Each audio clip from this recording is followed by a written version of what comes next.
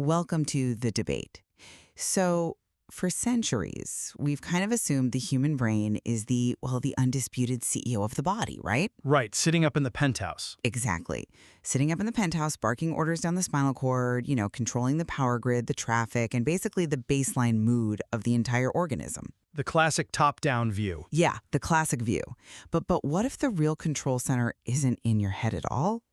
What if the trillions of microscopic citizens living in your digestive tract are actually the ones pulling the levers on, your anxiety, your depression, and even your cognitive function?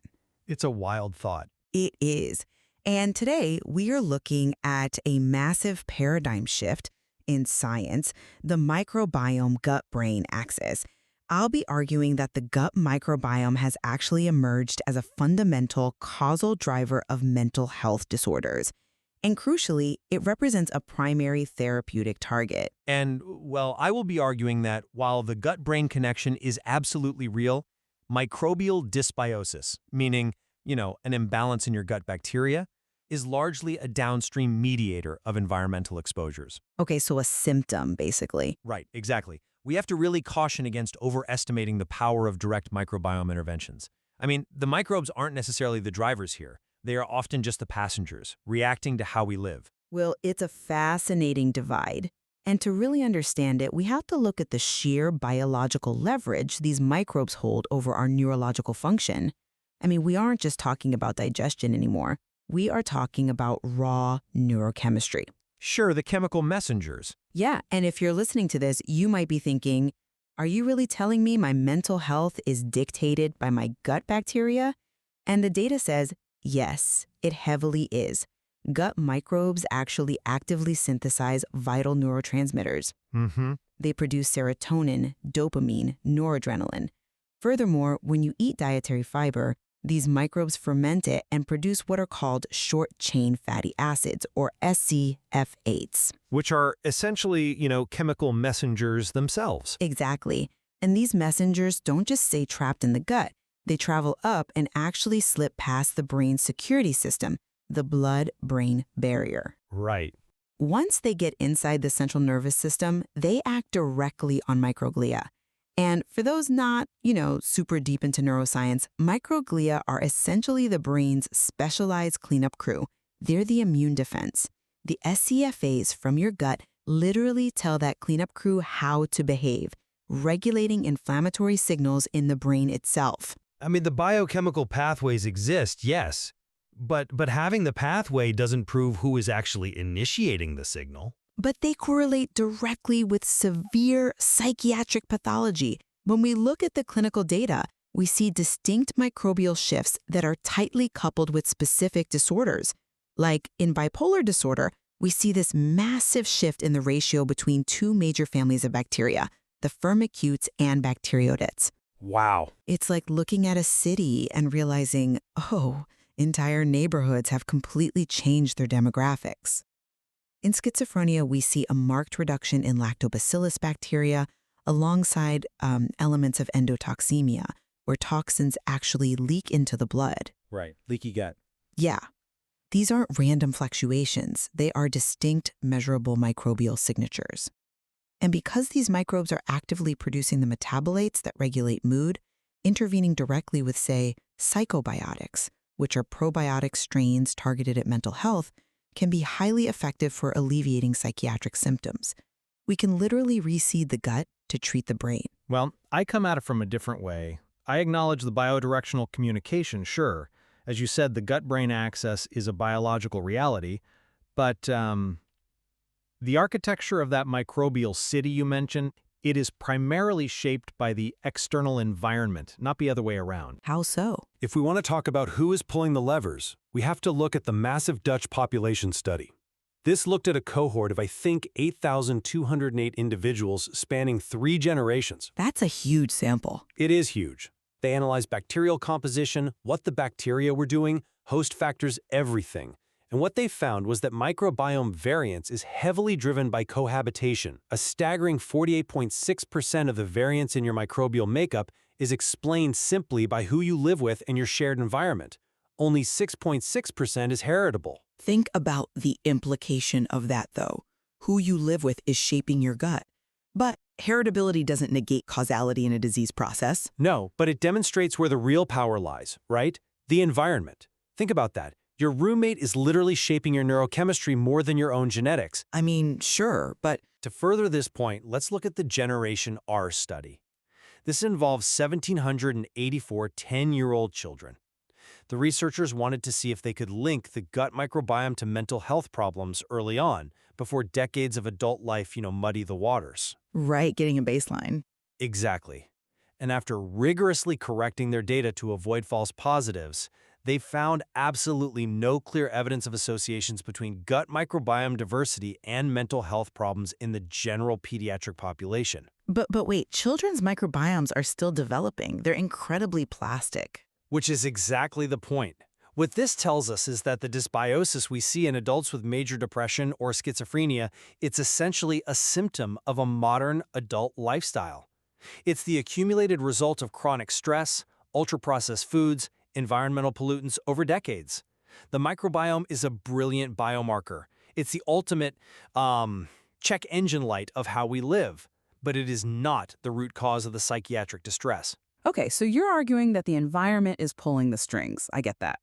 But if we look at how those environmental triggers actually operate in the body, they don't work alone.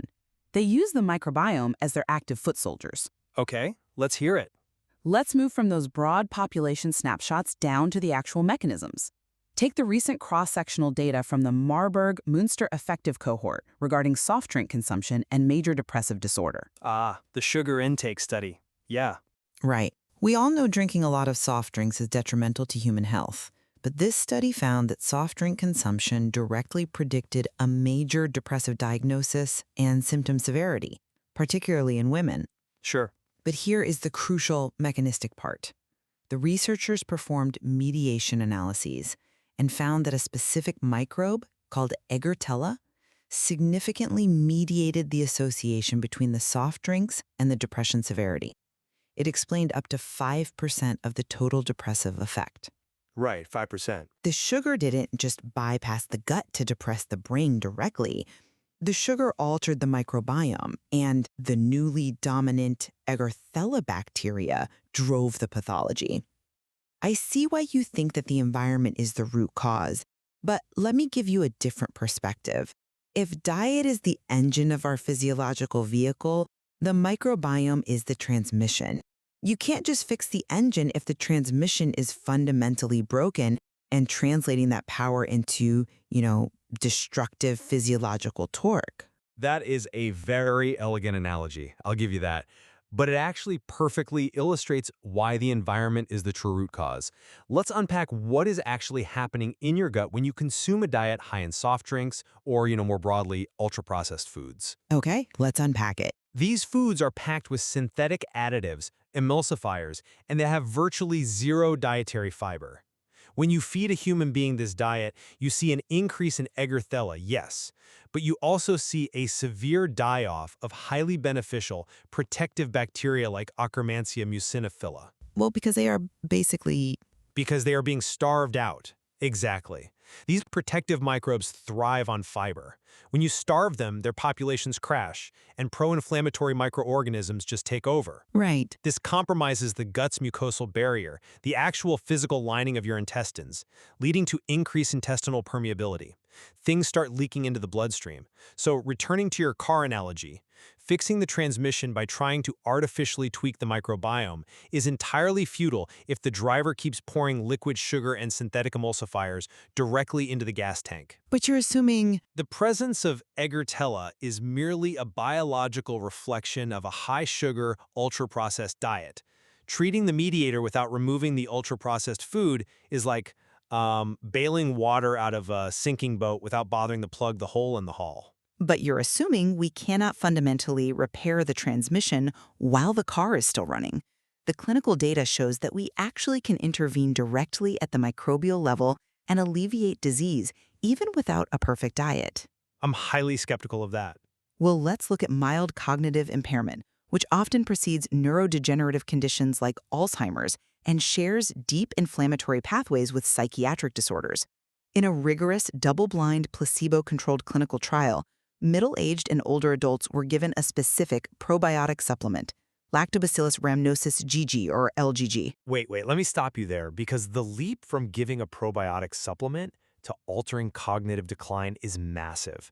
Are you saying these probiotics are actually shifting the brain's function? Yes, directly. The baseline analysis of these patients showed that a type of bacteria called Prevotella was significantly more prevalent in subjects with mild cognitive impairment. But supplementing with the LGG probiotic for just a few months decreased the relative abundance of Prevotella, and this specific microbial shift correlated directly with an improved cognitive score. Oh, wow. The patients actually thought more clearly, and we are seeing similar immense potential in autism spectrum disorder. There is incredible work being done on the endocannabinoidome microbiome axis. Which honestly sounds incredibly dense to a lay listener. It does. So let's break it down. We are looking at highly specific targets like the metatropic glutamate receptor 5. In plain English, this is essentially a chemical docking station in the brain. Okay. By targeting this through gut-brain pathways, we can boost levels of a molecule called 2-AG, which acts like the body's own natural calming signal. Gut microbes can literally help flip that switch to improve social and repetitive behaviors in autism models. This isn't just taking a generic probiotic from the grocery store. This is highly specific, targeted molecular pharmacology acting right on the gut-brain axis. I'm sorry, but I just don't buy that. Let me tell you why. You're pointing to highly controlled trials with specific isolated strains, but you're completely glossing over the severe biological limitations of these therapies in the real world. Limitations like what? Let's look at the foundational reality of the human gut ecosystem. Taking a probiotic is like planting seeds in a rainforest during a hurricane. As the literature clearly notes, neither lactobacillus nor bifidobacterium, which are the two most common types of bacteria used in probiotics, can permanently colonize the human gut. They simply do not establish residency. But they exert their biological effects transiently as they pass through the gastrointestinal tract. They don't need to move in permanently to clean up the neighborhood. But transiently is the operative word there. The hurricane washes the seeds away. The benefits of probiotics, prebiotics, and even fecal microbiota transplantation are plagued by an incredibly high degree of inter-individual variability. Right, everyone's different. Exactly. What works for one patient does absolutely nothing for another because their baseline ecological terrain, their unique rainforest, is entirely different. So I have a question for you. How can we responsibly rely on a psychiatric therapy, a primary treatment for chronic, devastating conditions like major depression or schizophrenia, that literally flushes out of the system the moment the patient misses a few days of supplementation? It completely lacks the durability required for a primary therapeutic target. Honestly, you can make the exact same argument about nearly every selective serotonin reuptake inhibitor, or SSRI, on the market today. Oh, come on. No, seriously, if a patient with severe depression stops taking their traditional psychiatric medication, the therapeutic effect washes out of their system within days, and they relapse. The transient nature of a probiotic doesn't negate its biological efficacy while it is being administered. But the mechanism... If a daily psychobiotic pill can modulate the immune system, regulate the body's stress response, and lower neuroinflammation without the severe side effects of traditional psychotropics, like, massive weight gain or emotional blunting, its transience is a logistical factor, not a conceptual failure. That's a false equivalence, frankly. A pharmacological molecule like an SSRI has a predictable, mathematical pharmacokinetic half-life. We know exactly how it absorbs and clears. A live biological organism entering an incredibly hostile, highly competitive, and densely populated microbial ecosystem does not. Well, It has to compete for resources, survive gastric stomach acid, and evade the host's own immune system just to temporarily exist. which is precisely why cutting-edge research doesn't just look at localized gut interventions, but rather a systemic microbial framework. This broadens our lens from just the intestines to the entire body. The microbiome's reach is undeniably systemic. Consider the human oral microbiome. The bacteria in our mouths don't just stay in the mouth.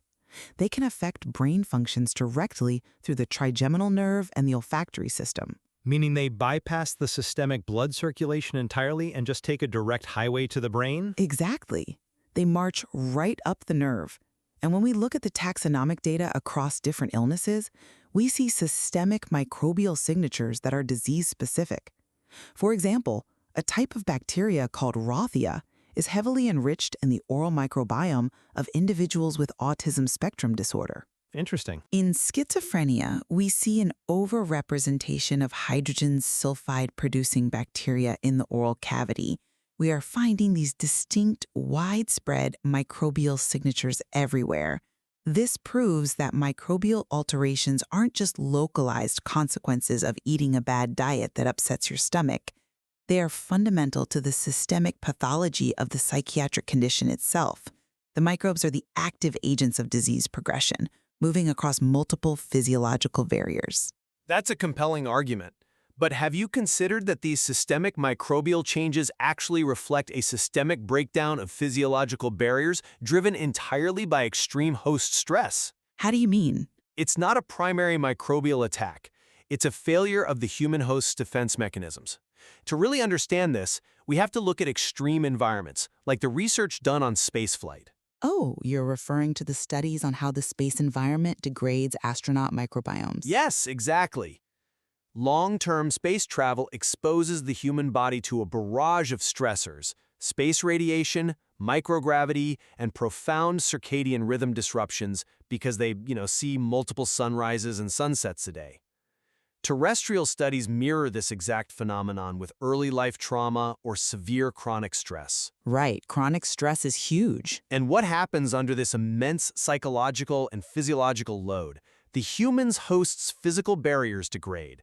The blood-brain barrier and the intestinal mucosal barrier become dangerously compromised. Even something as common as having an evening chronotype, basically being a night owl, causes circadian misalignment that severely disrupts your microbiome's daily rhythm. Sure, but It is because the host's stress response and immune regulation have completely collapsed. The microbes aren't staging a sophisticated invasion, they are just walking through doors that the host's chronic stress kicked open. I get that, but you can't separate the host's stress response from the microbiome. They are in a continuous, deeply intertwined dialogue. Yes, severe stress degrades the physical barrier, but what happens next? The altered microbiome, the resulting dysbiosis, actively exacerbates the stress response. It plays a role, sure. It creates a self-perpetuating feedback loop. When the gut becomes dysbiotic, there is an inadequate production of those neurotransmitters we talked about. The immune system gets triggered by toxins leaking into the blood, driving up systemic inflammation. That inflammation crosses the blood-brain barrier, whether it's compromised or not, and deepens the anxiety, the depression, or the schizophrenic symptoms. So even if the initial door was opened by stress, the microbes are the ones who walk in and burn the house down. You have to treat the microbiome to break that vicious cycle. I don't disagree that a feedback loop exists, but your therapeutic focus is dangerously misplaced. If circadian disruption, literally the misalignment of our biological clocks with the sun, is what's disrupting the rhythmicity of the gut microbiota, handing the patient a lactobacillus capsule is profoundly inadequate. Well, it's a tool. We have to address the chronodisruption. We have to implement temporal circadian regulation of feeding, what we call chrononutrition. We have to focus on the upstream environmental and lifestyle inputs that dictate the entire microbiota ecosystem. If you fix the host's environment, the microbiota naturally heals itself. I think that places a massively unrealistic burden on patients suffering from debilitating mental health conditions. How so? Telling a patient with severe, treatment-resistant depression to simply fix their circadian rhythms, get perfect sleep, and completely overhaul their diet to eliminate all ultra-processed foods is often practically impossible given their symptom severity. They don't have the energy to get out of bed, let alone cook a perfectly balanced, high-fiber meal. I hear you, but Microbiome-targeted therapeutics like precisely engineered psychobiotics or fecal microbiota transplantation offer a biological wedge.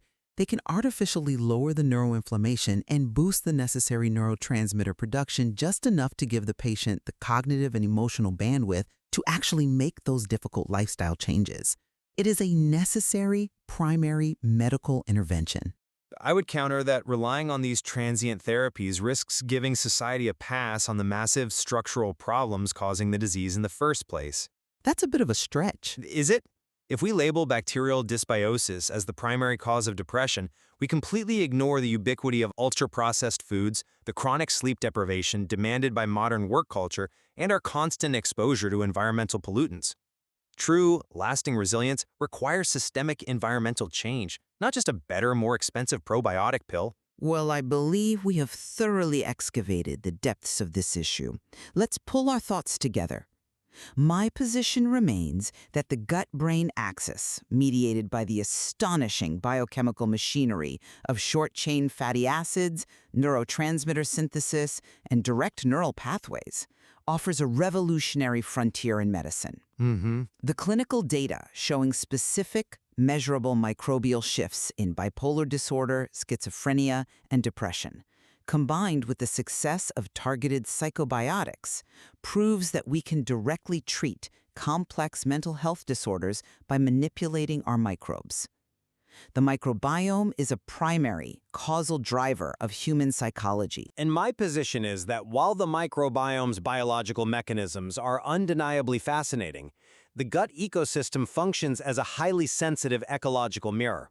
It reflects our environmental factors, from the surprising impact of who we live with to the severe degradation caused by ultra-processed foods and circadian disruption. Because microbial supplements are largely transient and fail to permanently colonize our internal rainforest, lasting mental health improvements absolutely must focus on systemic lifestyle and environmental changes rather than relying on the microbiome as the ultimate therapeutic target. Despite our different lenses, there is a profound convergence here that I think listeners can take away. We both entirely agree that the bidirectional communication of the gut-brain axis is a biological reality. The microbes talk to the brain, and the brain talks to the microbes. Absolutely. And more importantly, we agree on the practical implications for daily life. Dietary interventions, specifically the reduction of ultra-processed, high-sugar foods, and the increase of dietary fiber, represent a shared, highly effective strategy for protecting your mental well-being and supporting a healthy gut barrier. Indeed. There is immense value in looking at human mental health through this dual lens. We must relentlessly pursue the intricate molecular mechanisms of our bacteria, understanding exactly how specific strains operate, while never losing sight of the broader, macroscopic environmental context we live in.